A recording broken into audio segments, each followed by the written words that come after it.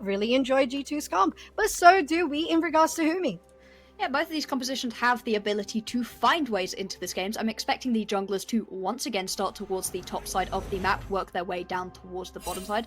If you are Bel'Veth, you clear very quickly, but Shyvana can certainly do the same. This first Scuttle Crab might be an interesting point, and I'm expecting the bot lane of G2 to be pushing in Houmi, and in that situation it should be a Scuttle Crab going over to Karina if things work out the way that we're expecting them to, but there is always the ability for some little bits of trickery to come out.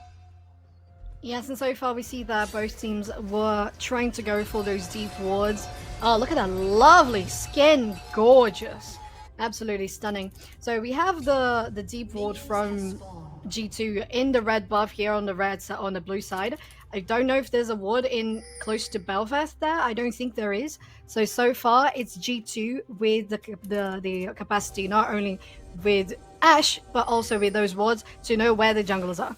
Yeah, and tracking the enemy jungler is so important. It gives you so much ability to play around the game. We saw in game number 2 of the day that tracking the enemy jungler was entirely the reason that a team won. If there was no jungle tracking in that game, then the counter gank wouldn't have been possible. Counter ganks are so powerful at the moment because your bot laners are going to be able to deal so much damage. If you can come in a minute later, once everybody's quite low health, as a Shyvana, as a Bel'Veth, you can come in and just clean up, which is exactly what you want to do.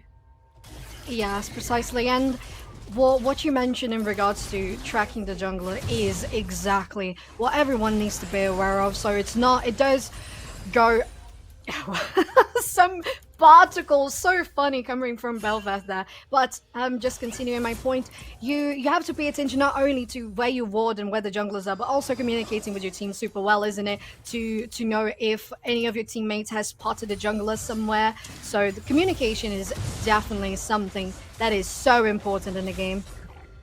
Really is. As we come through the early stages of this game, you can see the Bel'Veth clears just a little bit faster than this Shyvana, and actually the push has been found by this Ashe and Varus combo like we were expecting, and so Bel'Veth should be in a good position to pick up this first Scuttle Crab. Scorns a little bit later, making full clearing. It's the decision that most make. We're both seeing the green frogs being picked up, so a little bit more tanky stats coming through for these junglers. And because the Scuttle Crab spawns a little bit later, it means that you get to full clear and then get involved. You can see some warding also going down by Henkel, really trying to make sure that around this bottom lane Scuttle Crab, it's going to be a pretty easy pickup for G2. Yes, the positioning has been lovely. We know that Bel'Veth having the quicker clean on this one, adding with the timer on the Scuttle, as you mentioned, is going to be perfect for them to clear this one. Communication, as we said, to know that Henkel had been pushing in. Now they're freezing because they don't want to be in a more retreated position in closer to that turret. They don't want to give any space for Desperate Love to come in. Karina guarantees this one for herself. Shyvana going to be a little late. And Wink actually going in on this one. Desperate Love, though, seemed a little clueless about what was happening. Oh. Didn't look like they were going for it. Oh, maybe they are now. Not on the fog of war. The bubble goes in, connects. The healing is going to go down. Colombo is trying to dodge, and just by a little bit of time, a lovely execution there from Desperate Love and managing that gank so well, and at the end of the day giving the kill to Wink as well. Really, really nice start for Houmi. That's exactly what I was expecting Karina to hang around this bot lane for, because the gank was always going to happen, because G2's bot lane was always going to push in quite so far. Oh, Wink, no! Oh, Wink, no! Oh, no, Wink so close now! The knock-up is here! The damage is not quite enough! The Nami can't do much against the Bel'Veth. Double kill goes to Karina, but it was very, very close, Watson. Oh, that was a 2v1 as well. You can see in this situation, bubble lands, and then you just can't walk away from all this damage. If you try to get away from how fast this Shyvana is, you're just going to get taken out. Colombo just decides that, actually, I'm going to stand here and wait. And it looked like Karina was going to come around through the back. Instead, because the Lux roamed, you weren't actually able to get involved. But then you see, just continuing farming, pushing up a little bit too far forwards, and because the Shyvana has gone back to base, doesn't cancel the base, It's a 2v3 double knock-up, manages to take out Wing and then Kiss the Rain. Just taken out. You can see how close it was. Nice play out of Karina, and that is now a Bel'Veth with 2 kills in her back pocket. Yes, and that's going to be amazing in regards to what the early game can provide for the matchup, Shyvana versus Bel'Veth, and she needs that early pressure to be able to try and fight any sort of 1v1s or counter potentials, counter ganks in the mid game, or just later a little bit in the lane phase. So amazing for Houmi on that one. We have the Drake already on the board though, and pings are coming up from G2. Maybe they're going to try to rotate for this one. Don't Cry Carrier also trying to get some vision around. And right now, you'd expect the Drake to be easiest to take for G2 because this bot lane of the Ashe Varus is going to have such an easy time pushing in their opposition. Gisterain and Wink really have not been having a nice time of it. They got a pretty nice gank early on out of Desperate Love, but then getting double killed back doesn't make things feel particularly good. And because you're getting pushed in, it means that the rotation will be much easier for G2 to head up and get involved with this Drake. I'm not sure if you're going to want to go for it quite this early on, simply because these Drakes do so much damage, and you are on vision right now. Yes, they're not sure. I don't know if they know they're on vision. We have Ashe with the sweeper, hasn't activated it yet. They're just doing it on clear vision. They have the pink ward in the bush close to the pit. Seraphine is also taking the area here to get some pressure. They know the bot lane is super far behind in regards to lane positioning, so they can't do much. It was a little ballsy to not use the sweeper there, but, well, it worked out well. It was not ideal taking it right on top of vision, but it doesn't matter in the end, and that was because of the bot lane push. Once your bot lane is that pushed in, they're not going to be able to rotate up without missing a huge amount of minions, something that they really can't afford to do. And we didn't like the Varus last time we saw it picked, but paired with this Ashe, it gives you so much lane priority that previously just didn't see when it's paired with a Heimerdinger. See, now look at this rotation out of G2 Hell, going to put their bot lane up towards the top side, and this makes perfect sense right now because you're just trying to absorb as much farm as possible. Houmi are not going to spot this one out before they've actually left the base, and so they're going to walk their way back towards bottom side until finally you're going to spot this out and have to rotate, just be a little bit behind on the curve of play. And now you've got your bot lane up towards the top side, they can do the exact same thing. Push through, make sure that the opposition is pushed onto their tower, and then you can rotate for this Herald that's spawning in just a couple of seconds. And the Herald's so important for the Bel'Veth, right? We have here Desperate Love trying to clear some vision. They can't really make it onto that ward. It's going to be a little too dangerous, and warding has been very aggressive and deep in regards to positioning for G2 on this one. Bot lane Shyvana trying to get her around. I don't know if there's any encounter happening so far, but Karina, yeah, would you look at that? It's a 5v5 and there's no vision for Houmi on this one. They're pushing the Herald to the side. Full damage is coming in. Shyvana is around the area. Desperate Love trying to get the kill. The old horn gets the knockup. Still not much enough damage to get so much, but Don't Cry Carrier deals the damage themselves. It wasn't enough though. They were close to dead, but not quite finished. Jungler's dead. Jungler's dead. Yeah, Junglers, both of them, including top laner from the side of Houmi, are dead now. So this one's going to be a respawn, a reset, of course, for the Herald.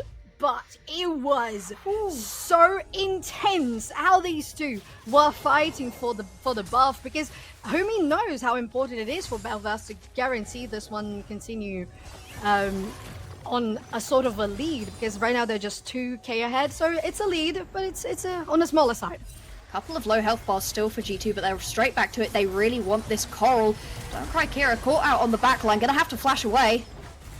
Yeah, Colombo is going to be the one to go down there, getting caught up. Of course, as a Ashe, you don't have much to get away from things. Dodge here from Lysia, and they guarantee at least a good position to stay alive, but they don't have vision though. No. It's going to be secured by Houmi, and they get the first Herald of this game, and right now, it's interesting to see, because we have been talking about how G2 has been so good at map awareness and looking at where to place optimal wards, but how Houmi managed to get that Herald in the one blind spot in the one fog of war that was between all the wards that G2 had in the river was was really impressive.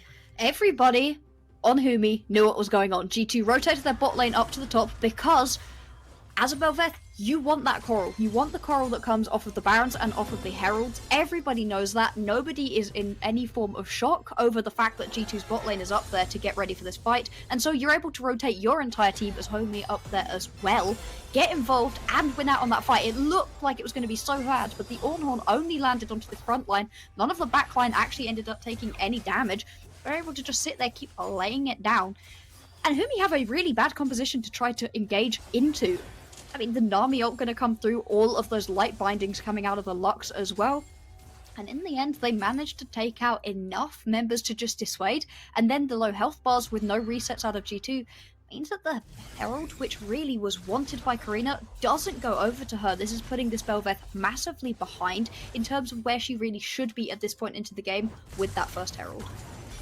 Yes, definitely blocks her. We saw here in the bot lane, maybe the both junglers were trying to go for at least the positioning here on the lower side of the map. We saw Desperate Love trying to go for a sneaky positioning in the bushes. Henkel, they were maybe they had the shop open because they really decided not to engage on Henkel on that one.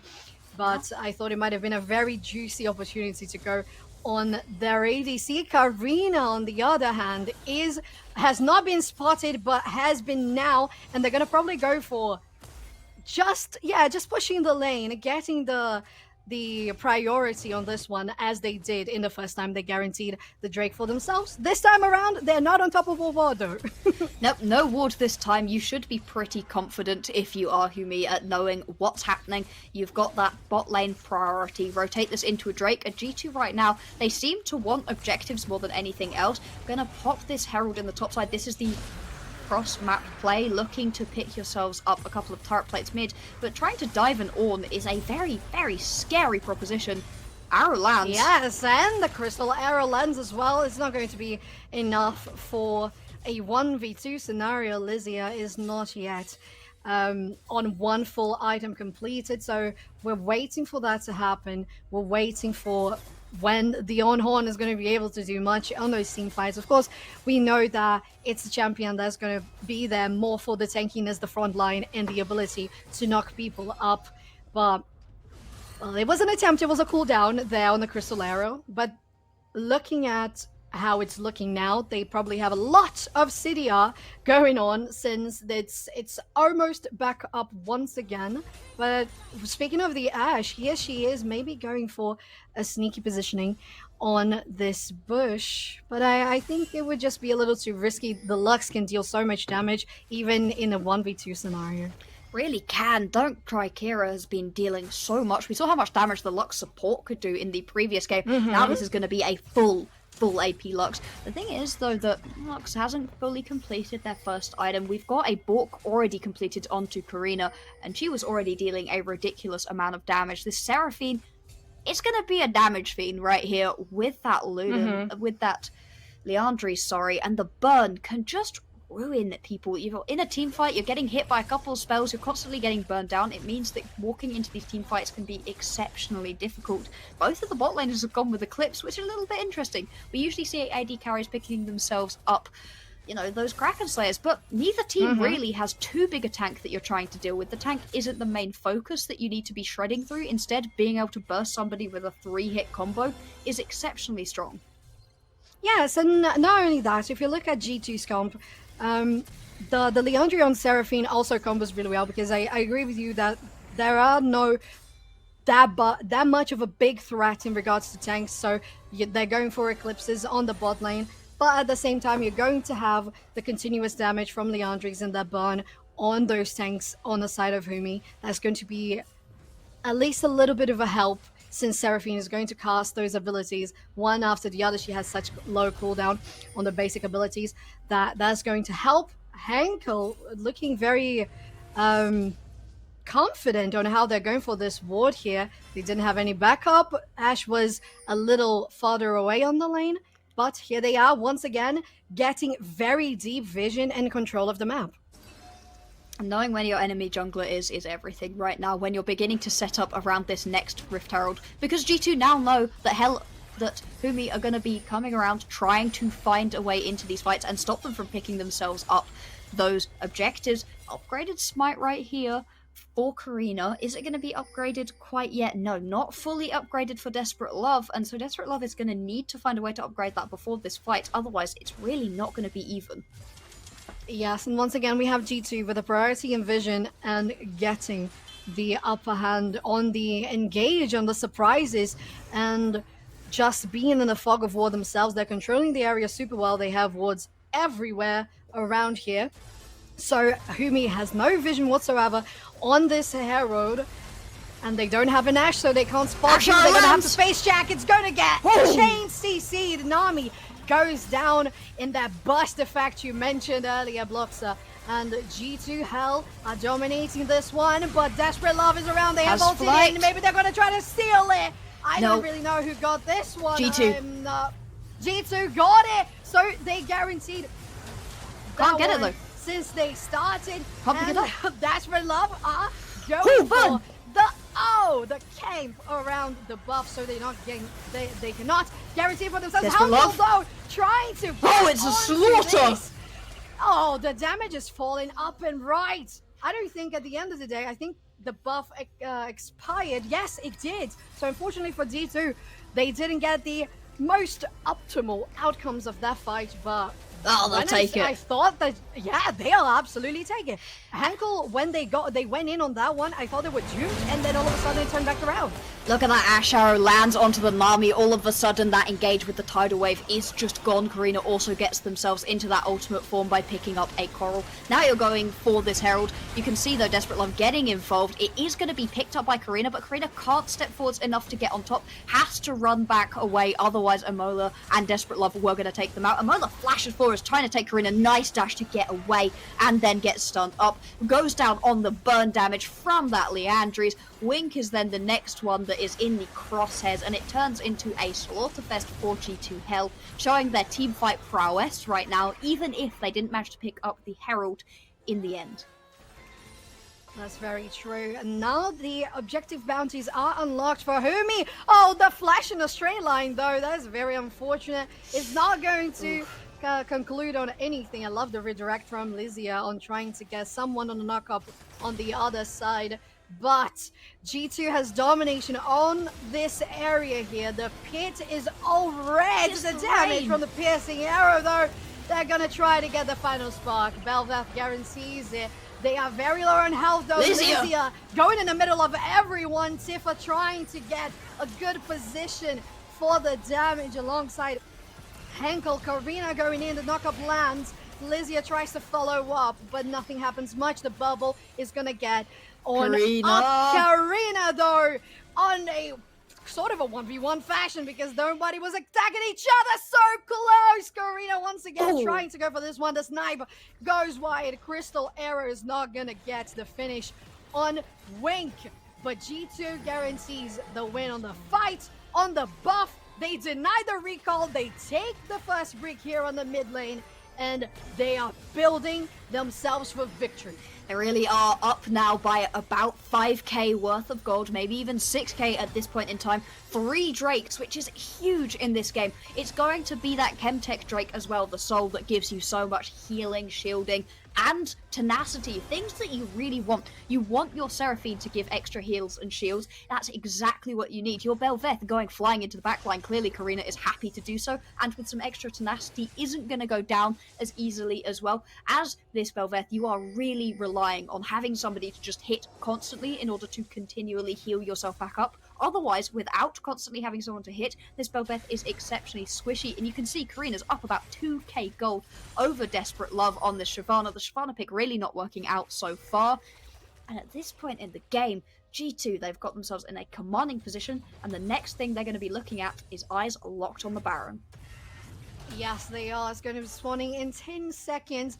The big blue purple worm there, but both teams now don't look to be going directly for it so far. We still have Seraphine at the mid lane, the top laner inverted there on the bottom.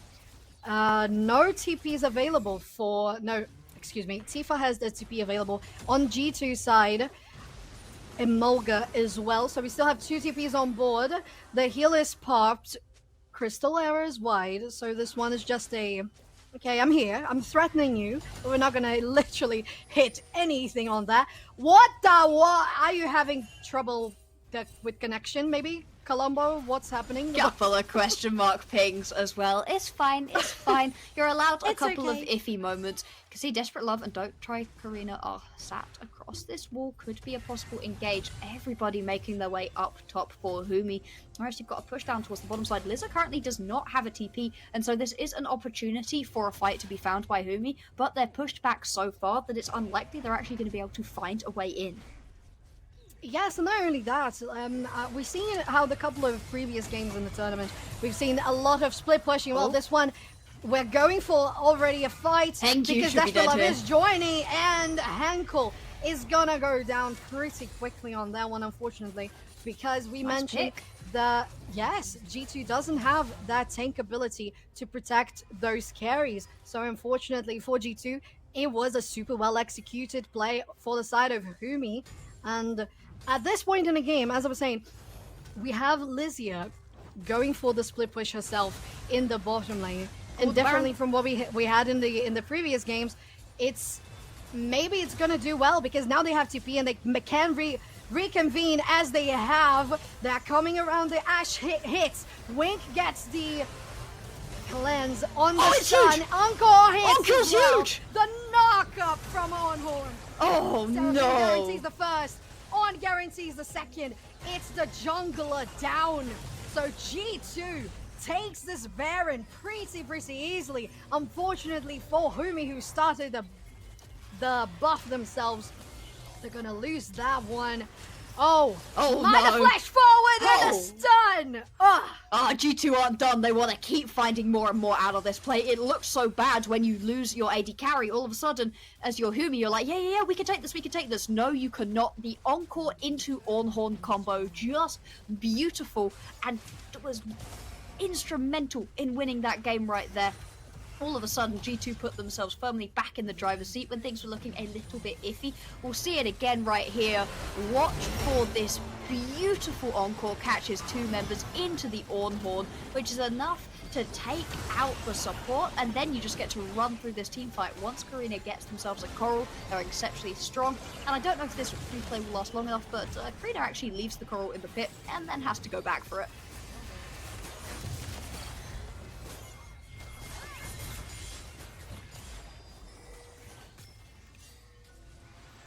It's gonna be gone. You can't counter.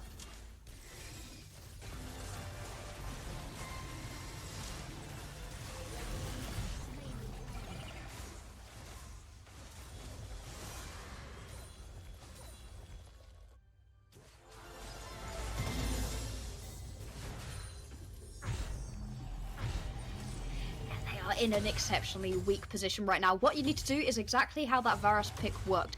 Get Emolga to get a pick onto somebody and then use that 4 versus 5 advantage. But if you stand on top of each other, you are going to lose because that Seraphine ultimate into that Ornn ultimate is going to rip through you. Right now, Karina is the biggest issue, but it's such a pick composition which makes it very difficult to actually run towards. You try to get in onto any of this backline, and all of a sudden you've got an Ashe arrow to the face, you've got a Varus ultimate to the face, you're not actually able to walk anywhere, so it's exceptionally difficult, but a pick onto a key member could turn things because the 4v5, there's still a strong composition out of Houmi.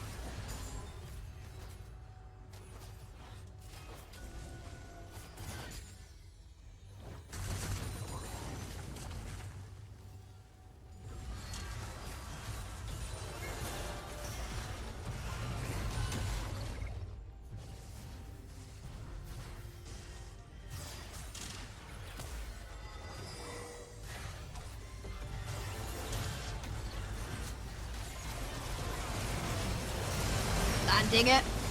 Oh.